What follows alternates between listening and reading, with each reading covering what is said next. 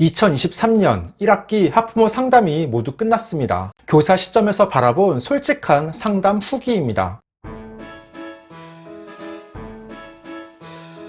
안녕하세요. 반갑습니다. 초등교사 해피 이선생입니다. 오늘은 교사 시점에서 바라본 2023년 학부모 상담 후기에 대한 이야기를 해보려고 합니다. 학부모님들은 담임교사 한 명과 상담을 하지만 저는 다수의 부모님과 이야기를 나누며 여러 가지 느낀 점이 있습니다. 크게 5가지로 나누어 말씀드리겠습니다. 그러면 지금 바로 시작하겠습니다. 출발!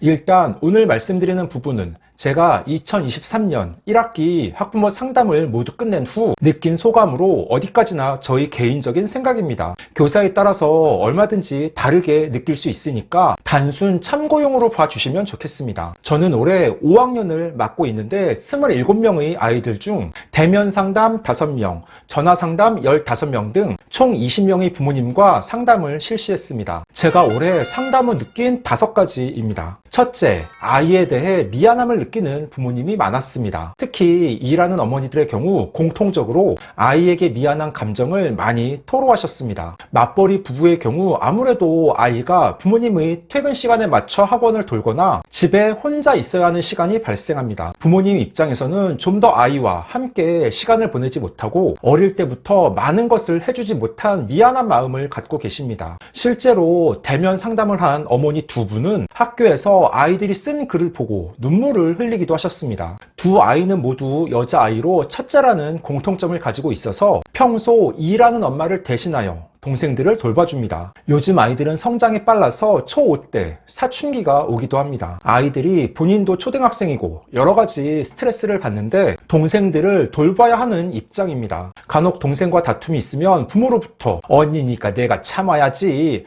라는 말을 들으면 서럽다는 글을 보고 어머니 입장에서는 미안한 마음이 들어 학부모 상담 때 눈물을 보이신 겁니다. 그런데 그건 부모님의 잘못이 아닙니다. 일하는 어머니가 본인만 잘 먹고 잘 살기 위해 일하는 건 아니잖아요. 다 가정의 평화와 경제를 위해 일하는 것이기 때문에 어머니가 스스로 그렇게 미안한 마음으로 생활하실 필요는 없습니다. 오히려 어머니가 일함으로써 아이에게 더 많은 경험과 기회를 제공해 줄 수 있으니까 생각하기 나름이라고 봅니다. 둘째, 학습 측면에서 영어와 수학 공부에 대해 고민하는 분들이 많았습니다. 사실 이건 학년 상관없이 모든 부모님들이 공통된 고민입니다. 저도 초등교사로서 계속 영어와 수학을 강조하는 게 맞나 싶은데 실제 학교 현장에서 아이들이 학습 격차가 가장 크게 나타나는 과목이 바로 영어와 수학입니다. 물론 중고등학교에 진학하면 그 중요성은 더욱 커집니다. 그래서 아이들이 초등 시절부터 영어와 수학 공부는 가정에서도 신경을 써 주셔야 합니다. 영어는 아이의 학년과 상관없이 꾸준하게 계속 공부해야 합니다. 가장 좋은 방법은 아이 수준에 맞는 영어책을 반복해서 듣고 읽은 후 나중에는 따로 쓰며 말해보는 것입니다. 수학은 잘하는 아이들의 경우에는 선행학습을 해도 괜찮습니다. 다만 그 전제는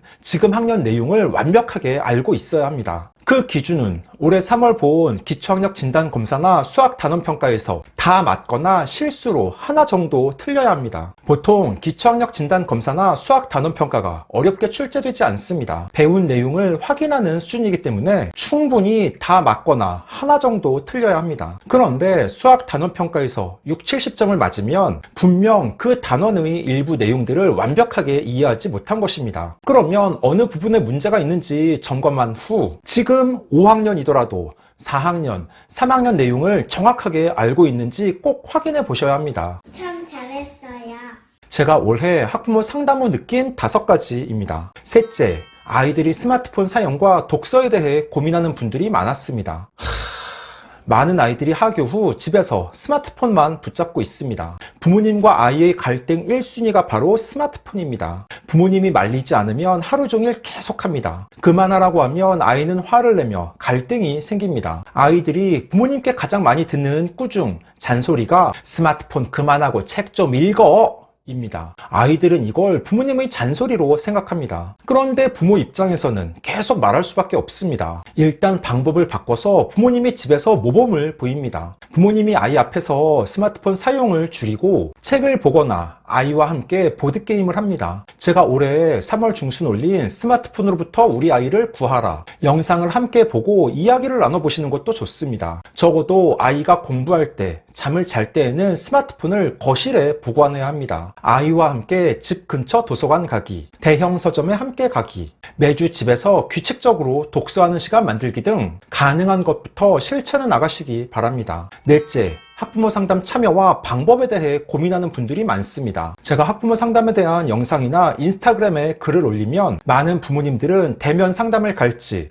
전화 상담을 할지 고민하십니다. 또 담임교사는 어떤 상담을 선호하는지, 대면 상담을 가면 옷은 어떻게 입어야 하며 가방은 무엇을 가져가야 할지 등도 고민하십니다. 전혀 중요하지 않습니다. 그리고 담임교사 입장에서는 당연히 대면 상담보다는 전화 상담이 더 편합니다. 대면 상담은 교사도 다소 부담스럽습니다. 부모님이 학교에 오니 교실을 깨끗하게 청소해야 하고 직접 얼굴을 맞대고 이야기를 나눠야 하니 신경 쓰이는 부분이 많습니다. 하지만 부모님 입장에서는 전화 상담보다 대면 상담이 훨씬 유익합니다. 우리 아이가 평소 어떤 교실 환경에서 하루를 보내는지 알 수 있습니다. 담임 교사에 따라 교실 환경이 다 다릅니다. 학부모님이 대면 상담을 신청했다고 교사가 그 학부모를 귀찮게 생각하지 않습니다. 그건 지나친 기우입니다. 오히려 얼굴을 맞대고 이야기를 나누면 더 기억에 남고 귀담아서 듣게 됩니다. 그런 의미에서 가능하면 2학기 학부모 상담은 대면 상담을 권해드립니다. 제가 1학기 상담을 앞두고 올린 영상에서 대면 상담을 할 경우 담임교사의 양해를 구한 후 아이의 사물함을 확인해 보라고 말씀드렸습니다. 그런데 저희 반 대면 상담을 온 2명의 학부모님이 아이의 사물함을 좀 볼 수 있냐고 물어보셨습니다. 흔쾌히 열어드렸고 그 2명 아이 사물함 상태는 아주 양호했습니다.